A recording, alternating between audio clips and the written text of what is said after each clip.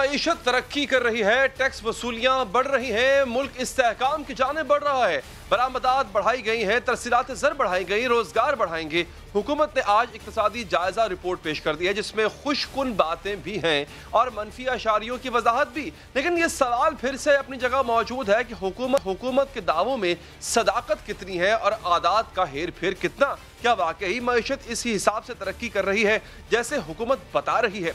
अगर मईशत तरक्की कर ही रही है तो हुकूमत और आलमी इदारों के तखमीने मुख्तलिफ क्यों थे?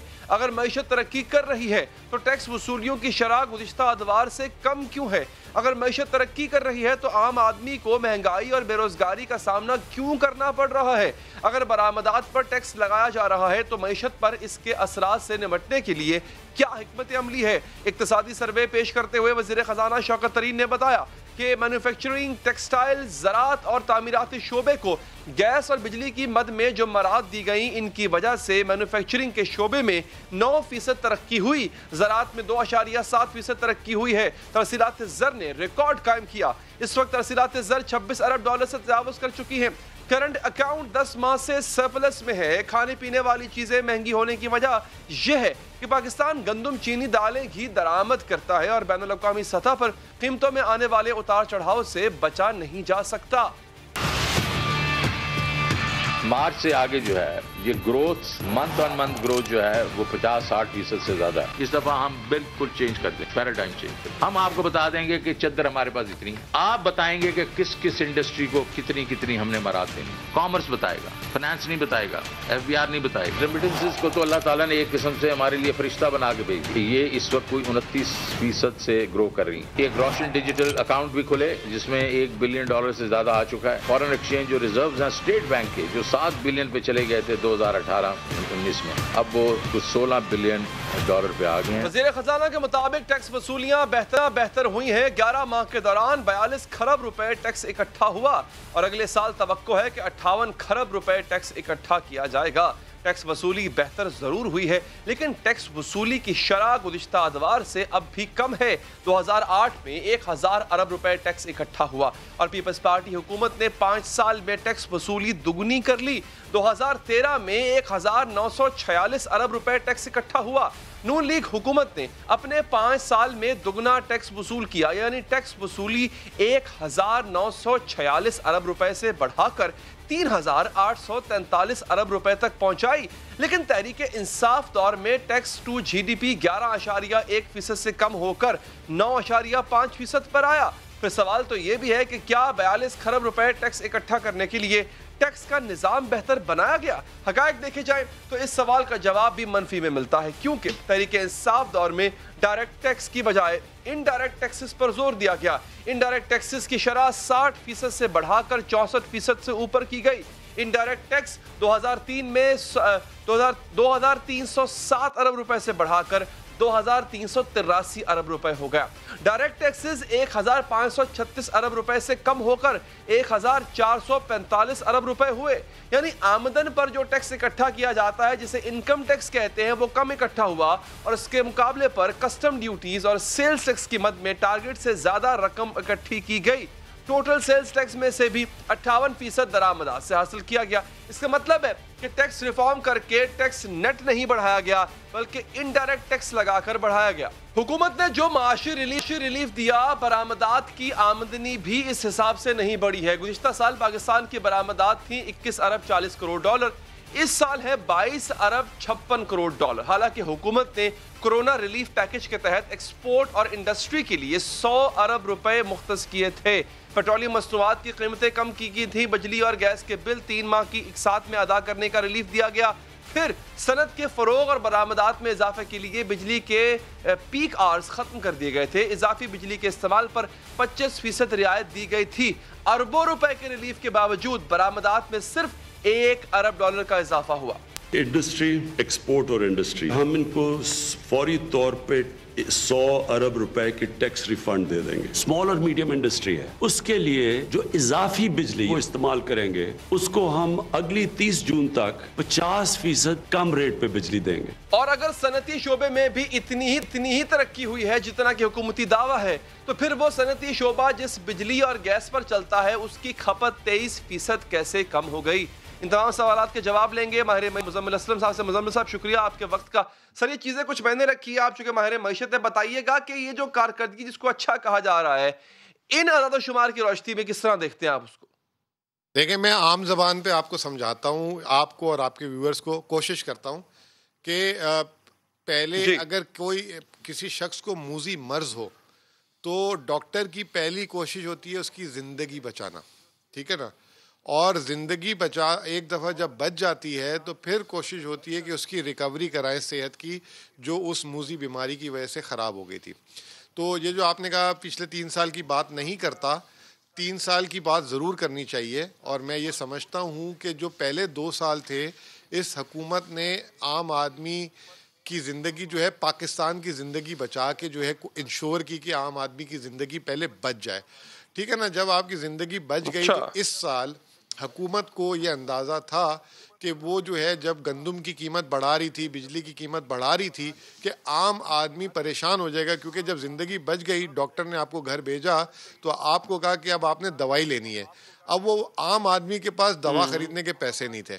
تو وہی چیز ہوئی کہ عمران خان اور اس کی حکومت کے لوگوں کو پتا تھا زندگی بچا لی, اب ہم قیمتیں بڑھا رہے ہیں جس سے عام آدمی اور مشکلات میں آ جائے گا. تو کوشش یہ کی اس حکومت والوں نے کہ اب مہنگائی تو کم نہیں ہو رہی, لوگوں کی آمدنی بڑھا دی جائے. تو اب ہم یہ دیکھ رہے ہیں کہ جیسے اس سال بمپر ایگریکلچر میں کراپس آئی ہیں اور قیمت جیسے 1350 روپے پر من گندم تھی, 2800 ملی, شوگر کین والوں کو ملی. تو زراعت سے منسلک جو نصف سے زیادہ پاکستان کی آبادی ہے ان کی آمدنی بڑھا دی. پھر دوسرا جو ہے آپ کو یاد ہوگا کنسٹرکشن پیکج دیا تھا, اس سے کیا ہوا کہ جو دہاڑی دار مزدور جو صنعت اس کنسٹرکشن کی صنعت میں کام کرتا تھا ان کی 1 سال کی نسبت جو ہے ان کو دہاڑی زیادہ ملنا شروع ہو گئی ہے. حکومت نے اس بجٹ سے پہلے حالانکہ وہ احتجاجاً جو ہے یہ سرکاری ملازموں نے لڑ کے اپنی تنخواہیں بڑھوائی, اب ہم سننے میں آ رہا ہے کہ اس بجٹ میں پھر تنخواہیں بڑھ رہی ہیں. تو حکومت جو ہے ہر طرح سے صاحب یہ بتائیے گا پچھلے سال کے مقابلے میں اس سال فیکس آمدن میں کتنا اضافہ ہوا پاکستانی کی؟ 15%. اچھا چلیں, دس از گڈ. اچھا سر لیکن ایک بات بتائیے گا مزمل صاحب, بیماری سے بچانا تھا, زندگی بچانی تھی, یہ کوئی ڈاکٹر ڈھنگ کا کیوں نہیں ملا حکومت کو؟ ڈاکٹر کیوں تبدیل کرتے رہے؟ دیکھیں یہ بخار نہیں تھا, یہ فلو نہیں تھا, یہ حالانکہ کرونا وائرس بھی نہیں تھا, یہ جو ہے 4th سٹیج کا کینسر تھا جو ہے اوور نائٹ ٹریٹ نہیں ہو سکتا تھا. اس کے لیے آپ کو بہت سخت اقدامات کرنے تھے, اس میں سرجری بھی ہونی تھی, کیمو تھراپی بھی ہونی تھی, اس میں بہت کچھ ہونا تھا, اور بہت ساری دوائیں اثر نہیں بھی کر پا رہی تھی. جب ڈاکٹر یہ چیزیں کرتے ہیں کینسر کے ساتھ تو بہت ساری دوائیں جو ہیں نہیں اثر کر پا رہی ہوتی, تو آپ کو پرسکرپشن بھی بار بار چینج کرنا ہوتا ہے. تو میں یہی سمجھتا ہوں کہ حکومت نے پرسکرپشنز بھی چینج کرتی رہی کہ نتائج آ جائیں. آج اس کے نتائج یہ ہیں کہ جے پی مورگن کی رپورٹ آئی ہے پاکستان کے بارے میں. ہم تو کہہ رہے تھے نا 4% نہیں ہے, ہم کیا مطلب بہت سارے لوگ, میں تو کہتا تھا 5% ہے. آج جے پی مورگن نے جو دنیا کا سب سے بڑا انویسٹمنٹ بینک ہے, اس نے کہا پاکستان کی اس سال جو شرح نمو ہے وہ 4.7% ہے. اور دوسری جو اچیومنٹ یہ ہے, آئی ایم ایف, جو ہم ہر کوئی آئی ایم ایف کا شوق سے کوٹ کرتے ہیں, آئی ایم ایف نے اعتراف کر دی ہے کہ پاکستان دنیا کا وہ یونیک کنٹری ہے جس کا جو ہے قرضہ جی ڈی پی کے تناسب سے جو ہے 0% بڑھا ہے. باقی پوری دنیا چاہے ترقی یافتہ ممالک ہوں یا ترقی پذیر, ان کا 10 سے 15% اوسطاً قرضہ بڑھا ہے. تو ہم نے نہ صرف G D P growth produce کر دی, ہم نے نہ صرف جو ہے اپنے قرضے کو کنٹرول کیا, تیسری چیز یہ جیسے میں نے آپ کو بتایا کہ لوگوں کی پرچیزنگ پاور اور آمدنی پہ کام ہونا شروع ہو گیا ہے. تو اب جو ہے ڈاکٹر جو ہے اچھا تو مزمل صاحب یہ بتائیے گا کہ اس سے پہلے والے گورنمنٹ کے دور کے مقابلے میں بے روزگاری میں کتنا اضافہ ہوا سر؟ اچھا یہ بھی آپ نے اچھی بات کی. دیکھیں یہ میں اس حکومت کی ایک چیز بڑی قائل ہو گیا ہوں کہ یہ نا آنیسٹلی اپنی برائی بھی سب سے پہلے کر دیتے ہیں. آج اگر آپ نے شوکت ترین صاحب کی پریس کانفرنس سنی ہو تو انہوں نے یہ کہا تھا کہ جب کرونا نہیں آیا تھا تو پاکستان میں 55 لاکھ لوگ نوکری یا روزگار میں تھے. جیسے ہی کرونا آیا تو وہ 35 ملین ہو گئے, یعنی 5.5 کروڑ سے 3.5 کروڑ, یعنی 2 کروڑ لوگوں کا لاک ڈاؤن کی وجہ سے روزگار ضائع ہو گیا تھا, ختم ہو گیا تھا. اب آج کی تاریخ میں وہ یہ کہہ رہے ہیں کہ جتنے لوگوں کا روزگار ضائع ہوا تھا وہ تقریباً اپنے اپنے کاموں میں بحال ہو گئے ہیں آلموسٹ. اور آپ اگر اس کی مثال اس طرح لیں ترقی یافتہ ممالک تو بہت مطلب دور کی بات 7 پڑوس ممالک میں لے لیں, ان کی جو ہے 23 کروڑ آبادی جو ہے وہ بے روزگار ہوئی تھی اس کرونا میں, اور ہماری 2 کروڑ ہو کے الحمدللہ اللہ کا لاکھ لاکھ شکر ہے کہ وہ بحال ہو گئی ہیں ان ساروں کی نوکریاں. یہ ہے یہ ہماری جو آپ کی جو 4% ریونیو کلیکشن ہے وہ in comparison with the previous government, کیونکہ یہ گورنمنٹ اپنے آپ کو خود کمپیریزن میں لے کے آتی ہے پریویس گورنمنٹ کے, تو اس لیے ہمیں بھی کرنا پڑ رہا ہے.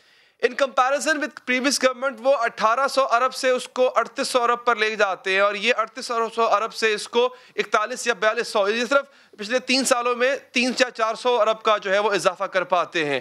اس کو کس طرح دیکھتے ہیں آپ؟ علی بھائی آپ کو یہاں پہ بھی تھوڑا سا کریکٹ کروں, آپ کو جس نے بولا 4100 ارب روپے وہ اس نے آپ کو جھوٹ بول دیا. 4170 ارب روپے 11 مہینے میں ہوئے ہیں, ابھی 12واں مہینہ باقی ہے. اس سال کا ہمارا ہدف ہے 4700 ارب, انشاءاللہ تعالی وہ بھی ہم کراس کر دیں گے 30 جون کو. اور اس مالی سال میں کرونا جیسے مالی سال میں جس میں پوری دنیا کے ٹیکس ریونیو گر گئے کیونکہ لوگ نوکریوں میں نہیں تھے, پاکستان ایک مالی سال میں 900 ارب روپے اکٹھا کرے گا, جو پاکستان کی تاریخ میں ایک سال میں مالی سال میں اتنا بڑا فگر نہیں آیا. میں یہی کہہ رہا ہوں نا کہ ہم کیوں کوشش کر رہے ہیں اپنے آپ کو لیٹ ڈاؤن کرنے کی. اگر ہم نے تھوڑی پروگریس کر لی ہے اس کو انجوائے کریں, اس کو لوگوں کو بتائیں تاکہ کانفیڈنس بڑھے. ہم جو ہے کہتے ہیں کہ نہیں وکٹ گراؤ بھائی, وکٹ گراؤ. نہیں تو آپ کو لگتا ہے کہ ایک ماہ جو رہ گیا ہے اس میں بقیہ جو 500-600 کا ٹارگٹ ہے وہ پورا ہو جائے گا مزمل صاحب؟ دیکھیں میں تو کوئی نجومی نہیں ہوں, میں تو پاسٹ ٹرینڈ کو دیکھ کے بات کرتا ہوں. جون کا مہینہ جو ہے اوسطاً جو پورے سال میں جو مہینے کی ہر مہینے کی کلیکشن آتی ہے اس سے جو ہے 1.5 سے 2 ٹائم, یعنی کہ اگر اوسط جو ہے 400 ارب روپے کی آتی ہے ایک مہینے کی, تو جون کے مہینے میں وہ 600 سے 800 ارب ہوتی ہے, کیونکہ وہ آخری مہینہ ہوتا ہے. حکومت زور لگاتی ہے, حکومت جو ہے سب کو پش بھی کرتی ہے, اور اس میں ہمیشہ یہ 1 سال نہیں 2 سال نہیں, یہ میں جب سے 17 سال سے کام کر رہا ہوں یہ ہر سال کی تاریخ ہے. تو جو ہماری 11 مہینے کی اوسط ہے اس کو آپ 1.5 کم از کم سیف سائڈ میں 1.5 گن لیں اور ہائر سائڈ میں 2 ٹائمز گن لیں. ٹھیک ہے مزمل صاحب, بہت بہت شکریہ آپ کے قیمتی وقت کا. سر آپ کہہ رہے ہیں مثبت جا رہا ہے, لیکن اب ہم یہ پوچھیں گے جو کہ میری سمجھ میں نہیں آ رہا کہ ہمارے ملک کے بڑے بڑے سرمایہ کار وہ کیوں مل رہے ہیں, جا کے آرمی چیف سے ملاقات کر رہے ہیں, کیا ان کے حکومت پر کوئی تحفظات ہیں, کیا کہنا چاہتے ہیں وہ؟ بات کریں گے اسی پینل میں موجود ایک بہت ہی سینئر سرمایہ کار سے جو کہ اس وقت ہمارے ساتھ موجود ہیں. وقفے کے بعد جب واپس آئیں گے تو میاں انجم صاحب ہمارے ساتھ موجود ہوں گے, ان سے بات کرتے ہیں. ناظرین, تحریک انصاف کی حکومت کو بجٹ کی صورت میں معاشی محاذ پر ایک اہم چیلنج کا سامنا ہے, لیکن حیرت انگیز طور پر معاشی امور سے متعلق معاملات کے لیے کاروباری برادری حکومت کی معاشی ٹیم کی بجائے آرمی چیف سے ملاقات کر رہی ہے. GHQ راولپنڈی میں federation of Pakistan chambers of commerce and industry کے ارکان نے فوج کے سربراہ سے ملاقات کی, جس میں army chief general Qamar Javed Bajwa نے ملک کی معاشی بہتری کے لیے کاروباری برادری کو مکمل تعاون کی یقین دہانی کرائی. ISPR کے مطابق اس ملاقات میں آرمی چیف نے تاجروں سے پاکستان میں تجارتی اور صنعتی مراکز کی ترقی کے ساتھ ساتھ علاقائی معاشی ماحول میں federation of Pakistan chambers of commerce and industry کے کردار پر بھی تبادلہ خیال کیا. ملاقات کے دوران آرمی چیف نے پاکستان کی معاشی ترقی میں کاروباری برادری کے کردار کو سراہا اور پاک فوج کی مکمل حمایت کا عزم ظاہر کیا. یہ پہلی بار نہیں تاجر حضرات آرمی چیف کے سامنے مسائل رکھ رہے ہوں.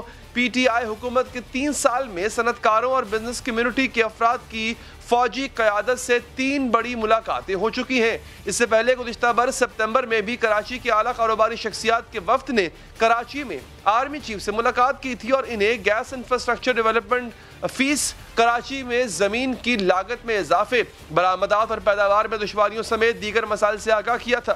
اس ملاقات میں بھی جنرل قمر جاوید باجوہ نے تاجروں کو یقین دہانی کرائی تھی کہ کراچی کے مسائل حل ہو جائیں گے اور کراچی 3 سالوں میں ایک جدید شہر میں بدل جائے گا. حکومت کے اب 3 میں سے مزید 2 سال باقی رہ گئے ہیں, لیکن حکومت کی جانب سے اب کراچی کو بدلنے کا ابھی تک کوئی متاثر کن فارمولا سامنے نہیں آ پایا ہے. اس ملاقات سے پہلے 2019 میں بھی ملک کے بڑے سرمایہ کار حضرات نے हुकूमत की माशी पॉलिसियों पर अपने तहफ़्फ़ुज़ात आर्मी चीफ के सामने रखे थे। रावलपिंडी आर्मी ऑडिटोरियम में मुनक्किद मईशत पर सेमिनार में कारोबारी अफराद के साथ हुकूमत की माशी टीम भी शरीक हुई थी। इस सेमिनार में कारोबारी शख्सियात ने हुकूमती टीम को माशी इस्लाहात के लिए तजावीज़ दी थी। बाद में इस मुलाकात के हवाले से ISPR ने एक बयान भी जारी किया। कारोबारी शख्सियात ने आर्मी चीफ के सामने हुकूमती माशी टीम से अपनी शिकायत बयान की। मुलाकात में मौजूद शख्सियात का कहना था कि आर्मी चीफ ने तमाम कारोबारी बिरादरी को हुकूमत की माशी पॉलिसियों का साथ देने की बात की थी। नाज़रीन, अब एक बार फिर कारोबारी शख्सियत आर्मी चीफ के साथ माशी मसाइल पर तबादला ख्याल कर रहे हैं। आर्मी चीफ इन्हें मुकम्मल ताउन की यकीन दहानी करा रहे हैं। सवाल यह है कि बिजनेस कम्युनिटी हुकूमत की बजाय फौजी क़यादत के सामने अपने मसाइल क्यों रखने पर मजबूर है? क्या मुल्क की ताजिर बिरादरी को हुकूमत पर एतमाद नहीं है? क्या हुकूमत एक दिन भी ताजिर बिरादरी का एतमाद नहीं जीत सकी है? हुकूमत के लाख बनाने और तसल्लियाँ देने के बावजूद, मईशत में बेहतरी के हुकूमती दावों के बावजूद भी बिजनेस कम्युनिटी हुकूमत की बात का यकीन क्यों नहीं कर रही है? फौजी क़यादत के साथ इस मुलाकात में क्या माहौल था? ताजरों ने जनरल कमर जावेद बाजवा से क्या बात की? आर्मी चीफ ने इन्हें क्या कहा? बात करते हैं ताजिर रहनुमा मियां अंजुम निसार साहब। मियां साहब, बहुत शुक्रिया आपके कीमती वक्त का। सर, सबसे पहले तो ये बताइए, ये जो मिलने की ख्वाहिश थी, इसका इज़हार किसने किया? क्या ये मुलाकात आपकी ख्वाहिश पर हुई, यानी आपकी वफ्द की ख्वाहिश पर हुई, या आर्मी चीफ साहब ने आपको बुलाया?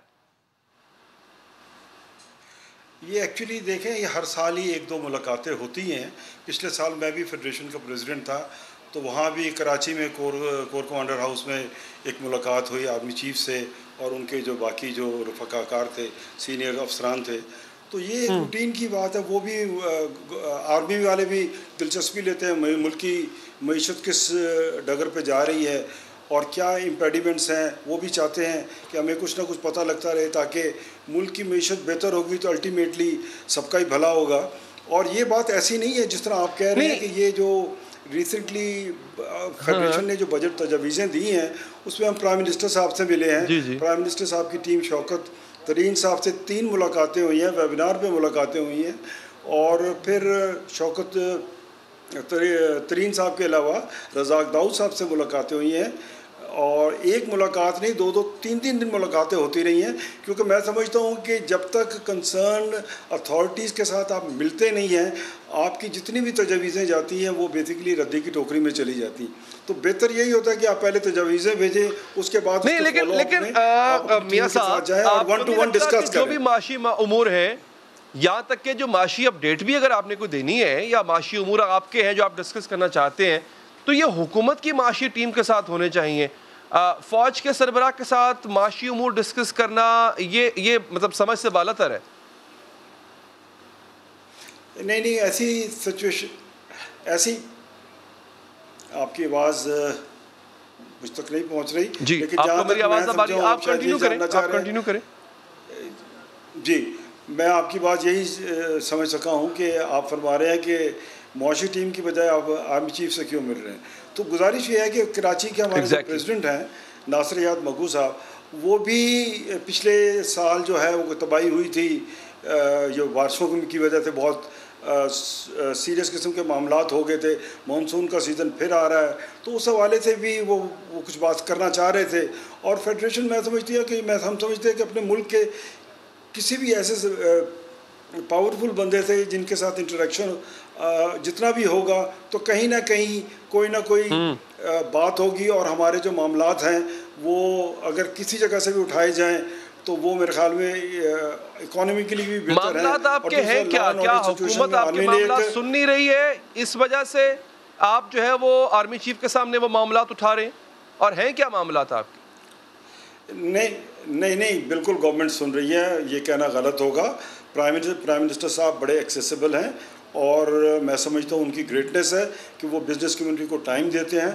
पिछले साल मैं तो 10-11 दफ़ा मिल के आया था when I was the president. तो इस दफ़ा भी जो हमारे मौजूदा प्रेसिडेंट हैं, ये भी 2 दफ़ा मिल आए हैं, और इंशाल्लाह एक आध मुलाकात आफ्टर द बजट भी ड्यू है। तो ऐसी बात नहीं है। बात ये है कि मुलाकात के लिए आपको बुलाया जाता है, या ये आपकी अपनी ख्वाहिश होती है कि ये मुलाकात होनी चाहिए, या आपको इन्विटेशन आता है इस मुलाकात? ये एक्चुअली ये हमारी रिक्वेस्ट थी।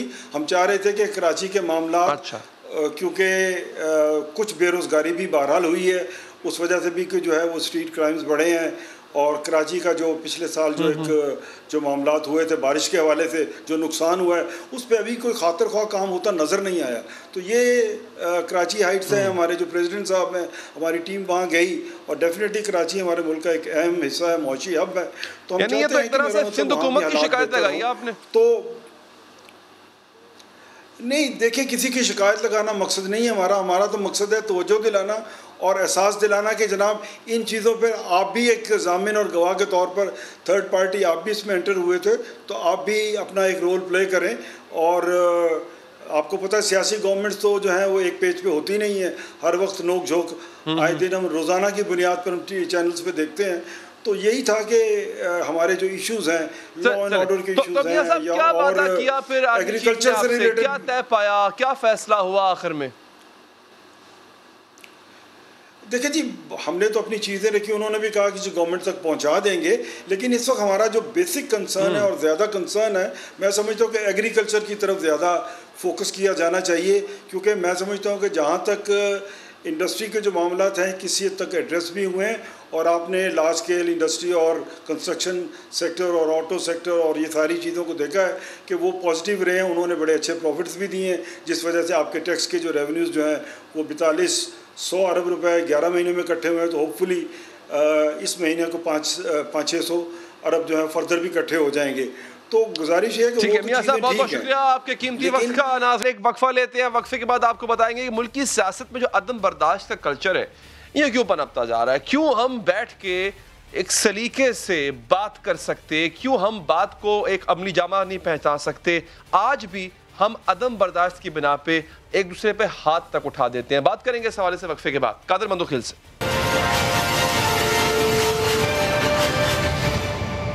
ناظرین ملکی سیاست اور ملکی حکومت میں عدم برداشت بڑھتی جا رہی ہے. سیاسی اختلاف رائے پر مہذب انداز سے گفتگو کی بجائے مار پیٹ کا چلن چل نکلا ہے. بات کی بجائے ہاتھ سے گفتگو ہونے لگی ہے. تحریک انصاف حکومت کے 3 سال میں تحریک انصاف سے تعلق رکھنے والے لوگوں کی جانب سے بد زبانی, بد کلامی اور مار پیٹ کے کتنے ہی واقعات سامنے آ چکے ہیں.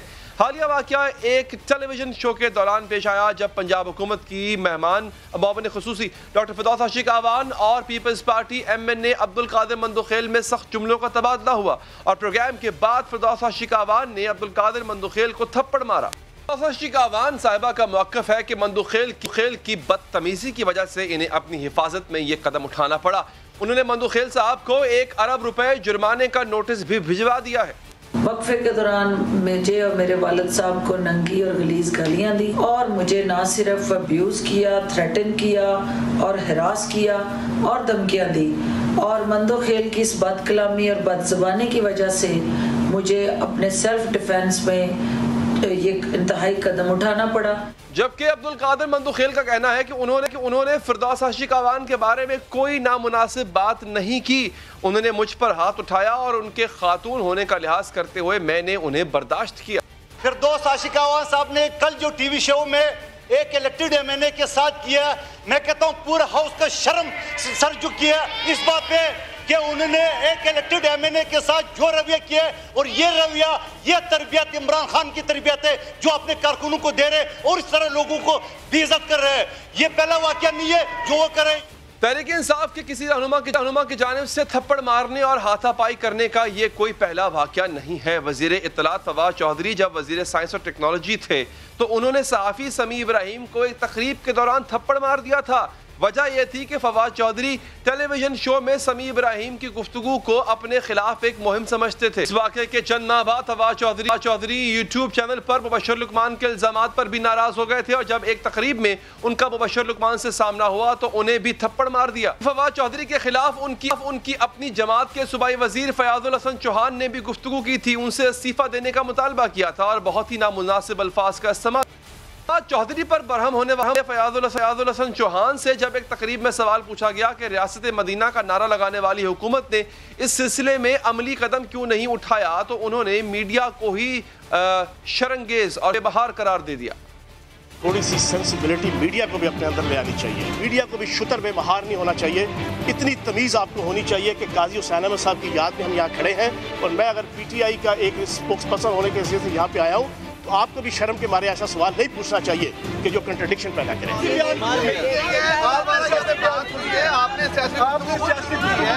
میڈیا کے سوالوں پر صرف فیاض الحسن چوہان ہی ناراض نہیں ہوئے بلکہ تحریک انصاف کے ایک اور رہنما ولید اقبال بھی میڈیا کے سوال کرنے پر ضبط کا دامن چھوڑ دیتے ہیں. یہی ولید اقبال ایک اور ٹاک شو میں وہاں موجود پیپلز پارٹی رہنما عاجز دھامرا سے الجھ پڑے تھے اور غصے میں پانی کا گلاس اٹھا کر کو دوڑے تھے. بات کرتے ہیں اسی حوالے سے ہمارے ساتھ موجود ہے پیپلز پارٹی کے رہنما قادر مندوخیل صاحب. مندوخیل صاحب بہت شکریہ آپ کے وقت کا. سر کتنی سچائی ہے اس الزام میں کہ گالی کا آغاز پہلے آپ نے کیا اور ان کے والد صاحب کے حوالے سے کچھ نامناسب جملے آپ نے ادا کیے؟ بہت شکریہ. میرے خیال میں فوٹیج آپ کے سامنے آ گیا. میں انسانی حقوق پاکستان کا پہلا ایوارڈ یافتہ ہوں, میڈیا لاز میں پی ایچ ڈی ہوں, سپریم کورٹ کا وکیل ہوں. تھوڑا سا فرق تو آپ کر لے کہ میں ایسے گھٹیا حرکت کر نہیں سکتا ہوں. نمبر ایک بات. نمبر ایک, جو فوٹیج جو ویڈیو سامنے آ گئی, اس ویڈیو میں آدھے گھنٹے سے فردوس عاشق اعوان صاحبہ بول رہی تھی, تو میں نے کہا اپنی باری کا انتظار کیا. اس کے بعد نون لیگ کے عظمیٰ بخاری صاحبہ کی باری ہے کہ ان کو بھی بولنے نہیں دیا. پھر جب میری باری آ گئی ہے تو بجلی کے بحران کے حوالے سے میں بات کر رہا تھا, تو فردوس صاحبہ نے کہا کہ جو انٹرپٹ کر دیا. میں نے کہا فردوس بھائی جی آپ اتنا آدھا گھنٹہ آپ نے بول دیا ہے, ذرا مجھے بھی اپنی پارٹی کا موقف بیان کر دیا. ایگزیکٹ ورڈنگ بتا رہا ہوں. تو انہوں نے کہا کہ تم کیا بتاؤ گے پارٹی کے, تم لوگ تو سر سے لے کے پاؤں تک کرپٹ ہے. تو میں نے اسے کہا کہ آپ تو خود بھی پیپلز پارٹی کے وزیر رہی ہے. بولے میں نے چھوڑ دیا. میں نے کہا آپ نے وہ چھوڑ دیا ہے, جب آپ معاون خصوصی تھی مرکزی حکومت کی تو وہ آپ سے چھڑائی گئی کیونکہ آپ نے کرپشن کی ہے. آپ کے اپنے وزیر اور آپ کے اپنی چینل نے یہ کہا کہ یہ 10% کمیشن اشتہاری کمپنی سے مانگ رہی, اور تو اس کے اوپر اس نے کہا کہ یہ بکواس ہے, یہ جھوٹ ہے. میں نے کہا چلو یہ بکواس ہے, یہ جھوٹ ہے. وہ جو آپ کا سیالکوٹ میں جو آپ نے این جی اوز کے نام پہ جو بسیں ہڑپ کی تھی وہ بھی تو جھوٹ ہے.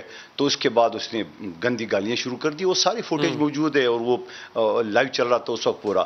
اس دوران ایکسپریس ٹی وی والوں نے وہ لیا بریک لیے. اب بریک کے بعد وہ کھڑی ہو گئی اور ایک دم میرے گریبان پکڑا اور تھپڑ جو ہے نا اس نے رسیدہ اور یہاں پہ میرے لگا. اس کے بعد انہوں نے میرے پہلے گریبان سے پکڑا, اس کے بعد بریک لیتی ہیں وہاں پہ اینکر بریک لیتے ہیں. اب چونکہ ان کا الزام ہے کہ جو آپ کے منہ سے نامناسب الفاظ نکلے وہ بریک میں نکلے, اس کی فوٹیج موجود نہیں ہے. وہ کہہ رہی ہیں وہ فوٹیج نہیں ہے, وہ دکھائی جانی چاہیے. اچھا اب یہ بتائیے کہ بریک کے بعد فوراً بعد آپ کو انہوں نے مارنا شروع کر دیا یا آپ سے کچھ گفتگو بھی ہوئی ان کی؟ نہیں, بریک تو خود ہی لے لیا نا چینل نے. بریک تو وہی نہیں تھا نا, وہ تو جب گالی گلوچ شروع کی انہوں نے کاٹ دیا. اس کے بعد وہ شروع ہو گئی. اب سوال یہ ہے کہ اب وہ جب پورا پاکستان میں یہ ہائی لائٹ ہو گیا, آج پورا پاکستان کی لوئر کمیونٹی نے اس کی مذمت کی ہے. مزدور رہنما جو میں پورے پاکستان کا سرپرست اعلیٰ ہوں ریلوے کا, انہیں مذمت کی ہے. اور اس کے علاوہ پیپلز پارٹی تو میرے گھر کی پارٹی ہے. اب یہ ساری چیزیں, اور پھر خود میں نے سنا ہے کہ ان کو بھی شاید اس کو تنبیہ کی ہے کہ اب تم نے مردوں کے اوپر بھی ہاتھ مارنا شروع کر دیا, ہاتھ لگانا شروع کر دیا. تو یہ ساری چیزیں جو ہو گئی ہے تو انہوں نے اپنا اسٹیٹمنٹ یہ کہ چونکہ مجھے گالی دی ہے.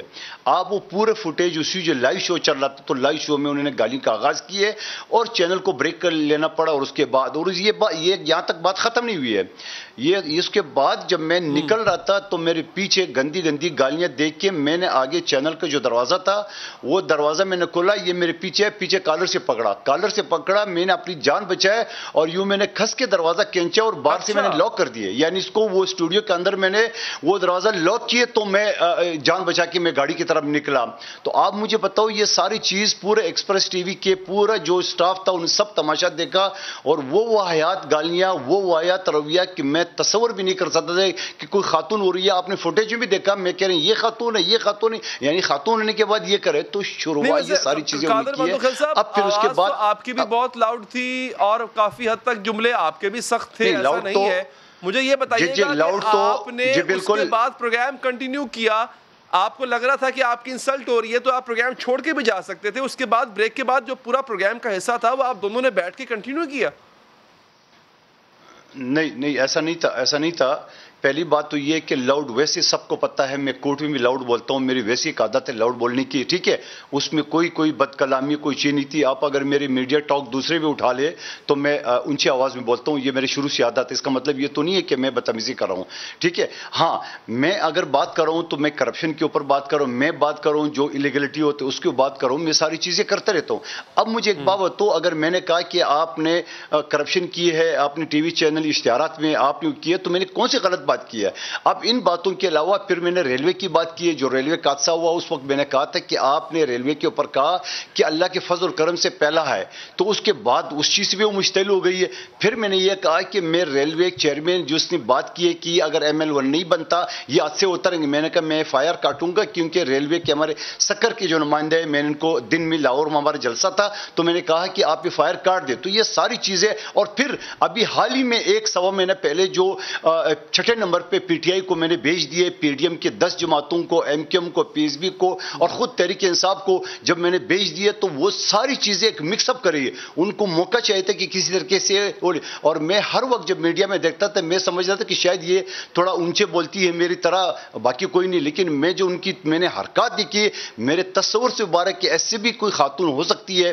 لیکن اس کے باوجود میں نے صبح جو ویڈیو جاری کی ہے، میں نے کہا کہ اگر وہ اپنی غلطی، ایک آخری جملہ کہہ دو نا اس کے بعد آپ اچھا، پھر اس کے بعد میں نے یہ کہا کہ اگر وہ، میں نے یہ کہا کہ اگر وہ میں نے ویڈیو جاری کیے کہ اگر مختلف چینل والے ٹیلی فون کرے تھے، کیونکہ اس نے اپنے بیان یہ کہا کہ گالی دی ہے، تو میں نے کہا ساری ویڈیو آپ کے سامنے ہے. پھر میں نے یہ کہا کہ اگر یہ اپنی جو حرکات کے اوپر شرمندہ ہے تو میں صدقے دل سے خاتون کے ناطے میں معاف کرنے کو تیار ہوں. مگر ان نے کیا کیا ہے، نوٹس دے دیا. وہ کہتے ہیں نوٹس ملیے تو کک نہیں لیا. اب اس کے بعد انشاءاللہ مجھے اپنے رائٹ پہ پتہ ہے، پورے پاکستان کی لائر کمیونٹی میرے ساتھ ہے، مزدور رہنما میرے ساتھ ہے، اور یہ سب لوگ میرے ساتھ ہے. تو انشاءاللہ آپ دیکھیں گے قانون، مجھے بھی آتا ہے، سپریم کورٹ کا وکیل ہوں. اب ہم انشاءاللہ کورٹ کچہری میں بات کریں گے. آپ کہہ رہے ہیں کہ زیادتی ہوئی ہے آپ کے ساتھ، لیکن ہر جانے کا نوٹس آپ کو ڈاکٹر صاحبہ نے سرو کر دیا، اس میں 1 ارب روپیہ بھی انہوں نے ڈیمانڈ کیا ہر جانے کی صورت میں. آپ کا ڈیفنس اس میں کیا ہوگا؟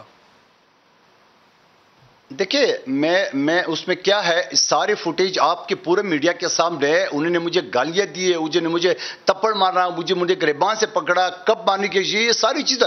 یہ ایک چیز تو بتا دی جو میں نے ان کے خلاف کی، تو یہ کس چیز کی؟ یہ صرف اپنی بوکھلاٹ، کیونکہ ہر طرح سے پورے پاکستان میں ان کا اپنا ٹویٹر اکاؤنٹ، مجھے آج کوئی بتا رہا تھا کیونکہ 8000 ٹویٹ اگر ہوئے تو اس میں 7000 اس کے خلاف تھے، میرے فیور تھے. تو باقی پورے پاکستان میں میڈیا جس طرح میرے ساتھ ہے، آج قومی اسمبلی میں جو قومی اسمبلی میں خود ان کے وزیر نے سب نے مذمت کی ہے، سب چیزیں آپ کے سامنے ہے. تو مجھے اس چیز کا فخر حاصل ہے، میری قیادت میرے ساتھ ہے. یہ جو فردوس عاشق اعوان صاحبہ کا ڈیفنس ہے کہ آپ نے ان کو گالی دی، حالانکہ اس کی فوٹیج موجود نہیں ہے اور وہ کہہ رہی ہے کہ اس کی فوٹیج منظر عام پہ آنی چاہیے، تو آپ بطور لائر کیا سمجھتے ہیں کہ جو ڈاکٹر صاحبہ کا ڈیفنس ہے وہ کہاں سٹینڈ کرتا ہے جبکہ اس کی فوٹیج ابھی موجود نہیں ہے؟